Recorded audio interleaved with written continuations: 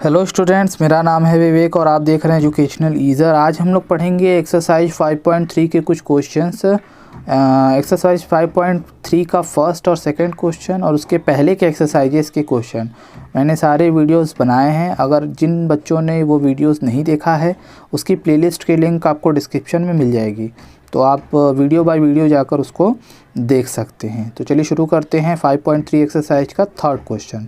जैसा कि आप देख पा रहे हो इसमें बहुत सारे क्वेश्चन हैं, टोटल 10 क्वेश्चन हैं। इसमें से मैं आपको 3-4 बताता हूं जो कि जिसकी मदद से आप बाकी क्वेश्चन कर सकते हो। तो जिसमें पहला क्वेश्चन हम देखते हैं, जिसमें हमें किसी एपी के कुछ चीज़ की वैल्यू हमें दी जाएगी और कुछ चीज़ों की वैल्यू हमें फाइंड आउट करनी होगी। ठीक है, जैसे कि आप पहले क्वेश्चन में देख पा रहे हो, ए की वैल्यू दी गई है, डी की वैल्यू दी गई है, ए एन की वैल्यू दी गई है। ठीक है, यानी एन एच टर्म की वैल्यू दी गई है और आपको एन यानी नंबर ऑफ़ टर्म्स पूछा गया है और एस एन यानी सम ऑफ एन टर्म्स पूछा गया है। ठीक है, तो जो गिवन है उसका यूज़ करते हैं। तो ए और डी का यूज़ तो हम आगे किसी जगह पुट करने के लिए करेंगे। जो हमें दिया गया है मेनली वो ये है ए एन का मतलब होता है एन एच टर्म। ठीक है, फॉर्मूला अगर आप यूज़ करो तो ये होता है a plus n minus 1 into d. ठीक है, अब हम इसमें सारी वैल्यूज़ पुट करें जो हमें पता है। ठीक है, ए एन की वैल्यू हमको पता है आपका 50 है। ठीक है, ए की वैल्यू हमें पता है वो है 5 है, एन की वैल्यू हमें नहीं पता है। तो डी की वैल्यू आपको पता है 3 है। ठीक है, इसको सॉल्व करते हैं। आगे सॉल्व करने पे हमें एन की वैल्यू मिल जाएगी। 5 को पहले इधर ट्रांसफ़र करेंगे तो ये आ जाएगा 50 minus 5 is equal to N minus 1 into 3। ठीक है, यहाँ पर आ जाएगा 45 is equal to N minus 1 into 3। अब ये 3 अपॉन में चला जाएगा तो यहाँ पर आ जाएगा 45 upon 3 is equal to N minus 1। अब ये 3 से कैंसिल हो गया, ये आ जाएगा 15। 1 को इधर ट्रांसफ़र करोगे तो प्लस हो जाएगा, यानी n इज़ इक्वल टू 16 हो जाएगा। ठीक है, n की वैल्यू बड़ी आसानी से फाइंड आउट कर लिया। किसकी मदद से? इसकी मदद से। ठीक है, जैसे ही n की वैल्यू फाइंड आउट हुई, अब आप क्या करोगे? Sn की वैल्यू फाइंड आउट करोगे, क्योंकि आपको यही फाइंड आउट करना है। जैसा कि हम लोगों ने पिछले वीडियो में सीखा कि n टर्म्स का जो सम होता है उसको फाइंड आउट करने के लिए एक फार्मूला है। Sn इज इक्वल टू होता है n/2 in bracket 2a plus n minus 1 into d. ठीक है, Sn मतलब n की वैल्यू तो पता चल गई 16, यानी 16 टर्म का जो सम है। तो ये हो जाएगा 16/2, 2 into A. What is the value of A? Is 5। n की वैल्यू कितनी है यहाँ पर आपको? 16 माइनस 1 इंटू डी की वैल्यू है 3। अब इसको सॉल्व कर लेंगे। ये हो गया आपका 8, यहाँ आ गया 10, 15, 16 में से 1 गया 15, 15 3 जा 45। ठीक है, तो बहुत सिंपल है। 8 इंटू कितना हो गया? 55। इसको मल्टीप्लाई करोगे 440। देखा, जो भी वैल्यू पूछा गया था उसको हमने फाइंड आउट कर लिया। करना क्या है? जो दिया गया है उसकी हेल्प लेनी है, बस सिंपल सी बात है। फोर्थ क्वेश्चन देखते हैं। इसमें हमें क्या दिया गया है? A3 दिया गया है, यानी थर्ड टर्म हमें पता है और 10 टर्म का जो सम है हमें वो पता है। हमें D यानी D की वैल्यू फाइंड आउट करनी है और A10 यानी 10th टर्म फाइंड आउट करना है। तो सबसे पहले हमें A3 यानी थर्ड टर्म, तो इसका अगर आप फार्मूला वाइज लिखो, जो कि फार्मूला क्या होता है? A n is equal to A plus n minus 1 d होता है। ठीक है, तो आप is equal to A plus n minus 1, यानी एन की जगह यहाँ पे 3 है तो 3 माइनस 1, 3 माइनस 1 कितना होता है? 2। जिन्होंने मेरी पिछली सारी वीडियोस को फॉलो किया है इस चैप्टर के, उनको पता होगा A3 is equal to A plus 2D होता है। ठीक है, बहुत सिंपल है। A3 की वैल्यू आपको यहाँ पे 15 मिल जा रही है, तो 15 is equal to A plus 2D। हम इसे आगे सॉल्व नहीं कर सकते। ठीक है, क्यों नहीं कर सकते इसमें? क्योंकि दो क्या है? A और D, इनको एक साथ एक इक्वेशन में सॉल्व नहीं किया जा सकता, इसीलिए हम इसको इक्वेशन नंबर 1 ले लेंगे। ठीक है, अब हम क्या करेंगे? S10 की वैल्यू S10 का यूज़ करेंगे। ठीक है, तो S10 का मतलब 10 टर्म्स का सम, तो ये हो जाएगा आपका 10/2 इज इक्वल टू, जबकि फॉर्मूला क्या होता है? Sn is equal to n/2, 2a। तो a की वैल्यू तो हमें पता नहीं है, n की वैल्यू हमें पता है, यानी 10 माइनस 1, और d की वैल्यू भी हमें पता नहीं है। अब हम इसे सॉल्व करेंगे आगे। S10 की वैल्यू है 125 इज इक्वल टू 2 से इसको कट करेंगे 5, यहाँ पर आ गया 2a प्लस 9d। ठीक है, बहुत सिंपल है। 5 मल्टीप्लिकेशन में है, डिवाइड में आ जाएगा, तो ये आ जाएगा 125 upon 5 is equal to 2a plus 9d। तो यहाँ से आपको क्या मिलेगा? 2a plus 9d is equal to 25। ठीक है, इसको आप कैंसिल करोगे तो 25 आएगा। तो ये इक्वेशन नंबर 2। अब जैसा कि आप लोगों ने पिछले वीडियोस में देखा होगा या पिछले चैप्टर्स में कि दो इक्वेशन को कैसे सॉल्व किया जाता है। पहला इक्वेशन आपका क्या है, a + 2d = 15। दूसरा इक्वेशन है 2a + 9d = 25। ठीक है, आप इसको एलिमिनेशन मेथड से भी सॉल्व कर सकते हो या सब्स्टिट्यूशन मेथड से भी सॉल्व कर सकते हो, क्रॉस मल्टीप्लिकेशन भी कर सकते हो। ठीक है, बहुत सारे मेथड आपने पढ़ा है, तो इसमें सबसे आसान मुझे लगता है कि एलिमिनेशन आप कर सकते हो। क्यों? क्योंकि इसमें सिर्फ एक टर्म को इक्वल करना होता है। ठीक है, यहाँ पर आप देखिए 2a है, यहाँ पे आप 2a ला दो तो ये कैंसिल हो जाएगा। तो क्या करोगे, 2 से मल्टीप्लाई कर दोगे, सब में 2 से मल्टीप्लाई करोगे तो ये आ जाएगा 2a + 4d = 30। यहाँ पे आ जाएगा 2a + 9d = 25। ठीक है, अब करना क्या है, अब देखिए ये कैंसिल ऐसे नहीं होगा, यहाँ पे आपको दोनों सेम साइन देखने को मिल रहा है। ठीक है, आपने वो चैप्टर अगर इक्वेशन के चैप्टर कैसे सॉल्व किए जाते हैं अगर वो चैप्टर नहीं पढ़ा है तो वो सारे चैप्टर का भी मैंने वीडियोस बनाया है। उस सभी वीडियोस की जो प्लेलिस्ट की लिंक है आपको डिस्क्रिप्शन में मिल जाएगी, आप जाके चेकआउट कर लीजिए। ठीक है, तो इसको करने के लिए क्या करोगे, इसको सब्ट्रैक्ट करना होता है। सब्ट्रैक्ट करने के लिए सबकी साइन चेंज हो जाती है, यहाँ पे प्लस से माइनस, प्लस से माइनस, प्लस से माइनस, ये कैंसिल हो गया। +4 - 9 ये आ जाएगा -5d, ये आ जाएगा 5, यानी यहाँ से d की वैल्यू आ गई 5/-5 यानी -1। अब d की वैल्यू हमें मिल गई, d की वैल्यू उठा के कहाँ रखेंगे, इक्वेशन नंबर 1 में। ठीक है, वहाँ से हमें a की वैल्यू भी मिल जाएगी। ठीक है, अब a पूछा नहीं है बट हमें a की वैल्यू काम आएगी क्योंकि a10 फाइंड आउट करना है। ठीक है, तो a × d की वैल्यू आपने निकाला है -1, तो यहाँ से आ जाएगा a = 15, 2 × 2 यानी -2, -2 इधर आ जाएगा तो +2 यानी a = 17। तो a की वैल्यू मिल गई, d की वैल्यू मिल गई। ठीक है, अब हमें a10 पूछा है, तो a10 का फॉर्मूला क्या होता है, an = a + n-1 यानी 10 - 1 × d। क्लियर? तो a10 की वैल्यू a आपको पता है 17, यहाँ पे 9 × -1।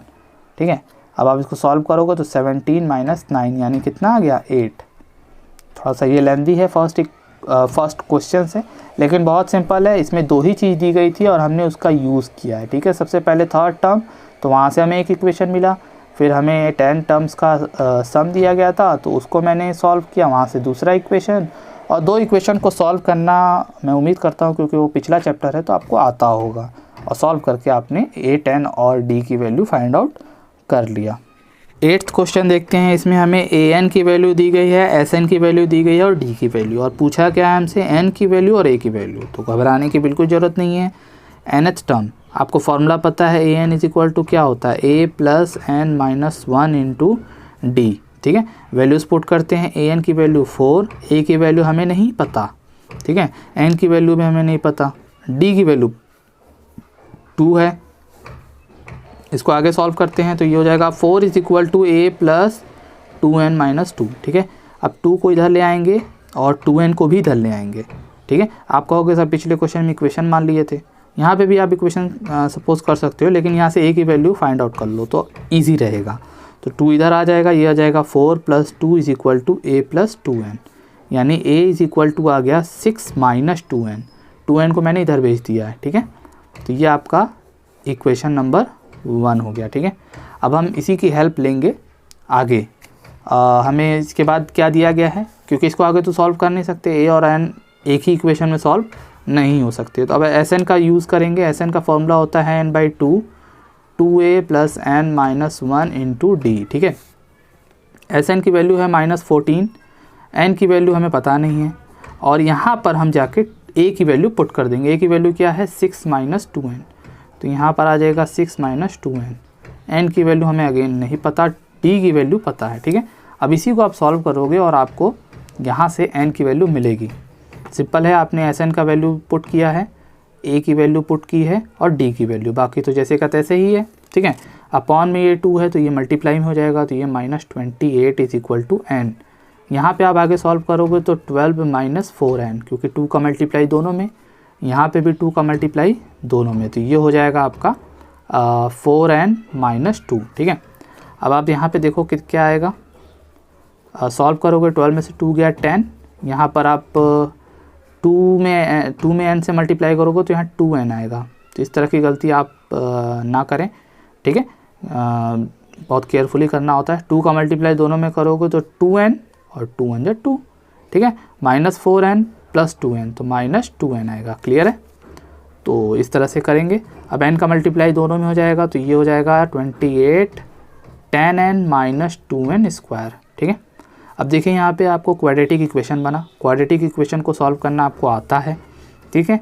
तो सबसे पहले हम इसको इधर ट्रांसफ़र करेंगे क्योंकि सभी एक तरफ होना चाहिए। तो ये इधर आएगा तो 2n स्क्वायर -10n - 28। अब आप देख रहे हो इसमें कॉमन लिया जा सकता है क्योंकि सब में 2 का डिविजिबल है। तो जब आप कॉमन ले लोगे तो यहाँ पर आ जाएगा 5n - 14। ये कैसे आ गया? आप 2 कॉमन लो यहाँ पर तो ये 2 से डिवाइड हुआ 1 ख़त्म, ये डिवाइड हुआ 5, ये डिवाइड हुआ 14 और 2 कहाँ चला गया? 0 के अपॉन में 2 तो यानी 0। अब हम इस क्वाड्रेटिक इक्वेशन को सॉल्व करेंगे, ठीक है। तो क्वाड्रेटिक इक्वेशन क्या है? n square -5n - 14 = 0। आपको पता है इसको ऐसा ब्रेक किया जाता है जिसको ऐड या सब्ट्रैक्ट करने पे मिडिल टर्म आ जाए। तो ये आ जाएगा आपका 7 - 2 क्योंकि 7 2 जा 14 होता है और 7 - 2 5 होता है। तो इसको आगे सॉल्व करेंगे, ठीक है। इसमें पेयर बना लेते हैं। ये इक्वेशन आपको सॉल्व करना आता है। तो ये आ जाएगा n - 7, यहाँ से कॉमन लेंगे तो आ जाएगा n - 7, ठीक है। और इस तरह से आपको 2 ब्रैकेट मिल जाएगा और दोनों को अगर 0 के बराबर करोगे अलग अलग, क्योंकि 2 ब्रैकेट का मल्टीप्लिकेशन 0 है तो ऑब्वियस सी बात है या तो ये 0 होगा या तो ये 0 होगा, ठीक है। दोनों को 0 को इक्वल करोगे तो एक बार n = 7 मिलेगा और एक बार n = -2 मिलेगा। तो n यानी नंबर ऑफ टर्म्स, ये कभी भी माइनस नहीं हो सकता, यानी n = 7, यानी n की वैल्यू हमें जो पूछा गया था वो कितना है? 7 है, ठीक है। देखो आपको n की वैल्यू पूछा गया है, अब हमें a फाइंड आउट करना है। तो आप क्या करोगे? सिंपल है, इक्वेशन नंबर 1 में n की वैल्यू पुट कर दो। इक्वेशन नंबर 1 क्या है? a = 6 - 2n। तो यहाँ पे पुट कर दो 2 × 7 यानी a = 6 - 14 यानी -8। तो देखा आपने कितना आसान है। जो भी गिवन हो आपको उसी का हेल्प लेना है और बहुत आसानी से आप सॉल्व कर सकते हो, सिर्फ प्रैक्टिस की ज़रूरत है। 10th क्वेश्चन देखते हैं। इसमें आपको l की वैल्यू दी गई है। l मतलब लास्ट टर्म होता है, ठीक है। लास्ट टर्म का मतलब ये है कि आपको एक तरह से nth टर्म दिया गया है, क्योंकि nth टर्म को ही हम लास्ट टर्म बोल सकते हैं। तो ये एक तरह से इस तरह से l की वैल्यू आपको 28 दी गई है, ठीक है। और s की वैल्यू आपको दी गई है। तो s आप जानते हो सम होता है, ये होता है n/2 2a + n - 1 × d। अब यहाँ पे एक ट्रिक है। ट्रिक क्या है भाई? यहाँ पर ट्रिक ये है कि आप 2a लिखा हुआ है यहाँ पे, तो 2a को आप क्या लिख सकते हो? a + a ऐसे लिखा जा सकता है ना, जैसे 2x होता है तो x + x 2x, तो उसी तरह a + a 2a। और आप यहाँ पे जैसे ही आपने इसको स्प्लिट किया तो आप देख सकते हो कि ये जो पूरा यहाँ से लेके यहाँ तक है ये l है। l बोलो या nth टर्म बोलो, ठीक है, क्योंकि ये nth टर्म ही होता है a + n - 1d। तो अब आप इसकी जगह l की वैल्यू पुट कर सकते हो और s की वैल्यू तो आपको दी गई है यहाँ पर 144, तो ये हो गया 144। n की वैल्यू भी आपको दी गई है 9/2। तो एक तरह से आपका नया फार्मूला बन गया, ये हो गया a + l। यानी जब भी आपको l की वैल्यू पता हो, ठीक है, तो आप डायरेक्ट यहाँ पे पुट कर सकते हो।